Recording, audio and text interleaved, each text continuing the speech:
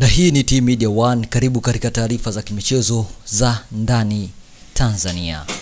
Taarifa kwa umma iliyotolewa na shirikisho la kandanda la Tanzania yani TFF kuelekea katika kikosi cha timu ya taifa ya Tanzania kwa upande wa mpira wa miguu yani Taifa Stars. Taarifa inasema kuwa kocha wa timu ya Taifa Stars Hemedi Suleiman almaarufu kama Morocco ametoa ufafanuzi wa kutowajumuisha baadhi ya wachezaji kwenye kikosi kitachoingia kambini kujiandaa na mchezo dhidi ya Zambia wa kufuzu kombe la dunia utakaochezwa Oktoba 8, 2025 huko Zanzibar. Amesema nahodha Mbwana Samata ameomba kutojumuishwa kikosini katika mchezo huo wakati Kelvin John ana matatizo ya kibali chake cha kazi huko Denmark, hivyo hawezi kusafiri nje ya nchi hiyo. Aidha, kuna baadhi ya wachezaji ambao wametumika kwa muda mrefu katika klabu zao na timu ya taifa nao hawakujumuishwa kwenye kikosi kwa sababu mbalimbali. Taifa Stars imebaki na mchezo mmoja wa kufuzu kombe la dunia dhidi ya Zambia utakaochezwa kwenye uwanja wa Amani Zanzibar.